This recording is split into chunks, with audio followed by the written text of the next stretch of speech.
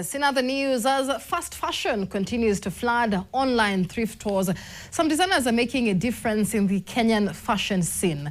She quit her job and with only 5,000 shillings, she bought a sewing machine to pursue fashion design full-time. Her design house, Hellen Design, grew out of sheer hard work and sacrifice. In our weekly segment of Women and Power, Hellen Tolbert speaks about her journey on becoming a recognized fashion designer. For me, fashion is passion-driven because, one, I've never been into any fashion class. So everything that I do, everything that I am right now is self-taught. My name is Hellen Tolbert. I'm a fashion designer at Hellen Design. Class, glam, style, that's what we do best. My business is around 11 years old this year. I used to work for the Postal Corporation of Kenya before I quit to venture into business. But I first started by going to Kikomba Market. I would get clothes, come, clean them, iron them, and then take them back to my colleagues back in the post office. So it was a really humble beginning. So from there, I slowly scaled. Now a friend told me about this shop that was just around where I used to live. I used to live in Buruburu. So I went, looked at the shop. It was within my budget, bought my first machine, got my first employee. Yeah, and this is what you see, the product of all that work right now.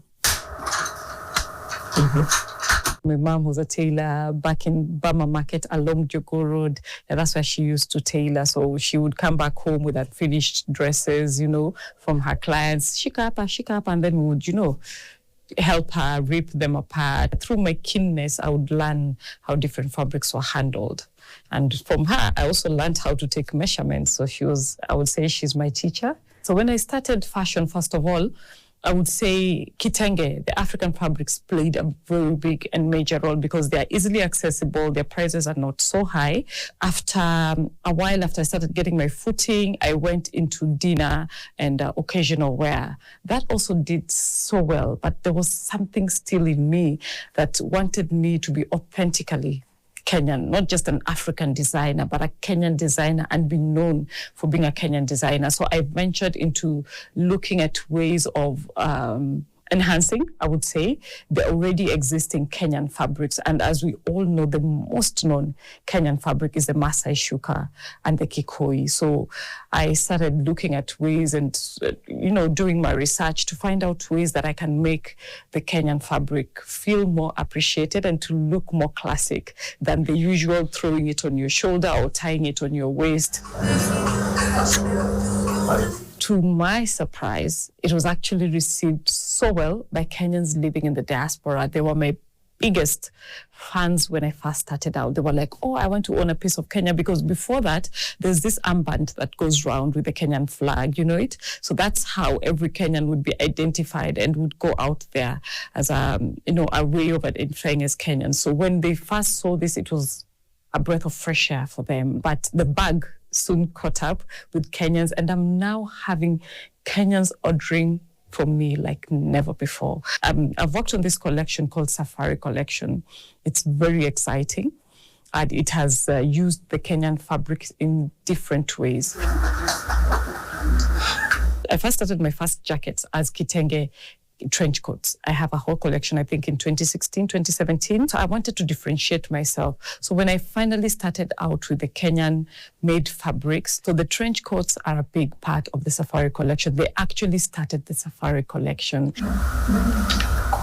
I do jackets, I do skirts. We're very good with occasional wear. We have the bridal line, if you're going for dinner, if you're having your attorney general wedding. So most of our fabrics also have this Kenyan flag fabric that we have worked so hard to incorporate into our collection, our latest collection. And that is very intentional. One, to sell our patriotism, and two, we wouldn't be proud of Kenya and the milestones we've made since independence. So I feel the urge and the need to take Kenya to the world, to present Kenya in the world in the most beautiful way, in the most beautifully designed way ever.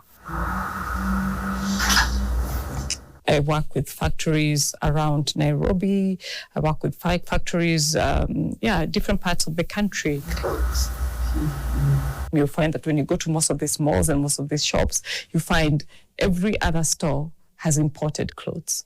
While we are able to find well done, made in Kenya clothes by made in Kenya fabrics. So there is need to sensitize more upcoming designers and more upcoming artists to use locally found materials. So all you have to do is add finesse to what you have, locally sourced. Because I feel like our industries sometimes are not able to grow because we don't give them enough support. But if you're able to use our own locally made fabrics, then what will you be doing to our employment sector? We'll be offering employment to that Mama Mboga who's down there. I was one of the designers that showcased during the last year's Mashujaa Day. I remember bringing out a new collection that had fabrics that were made in Kenya. And then I also represented my country in New York during the UN annual general meeting that happened in New York last year. So those are the peak and the highlights of my career. My future plans is to see Made in Kenya run the world.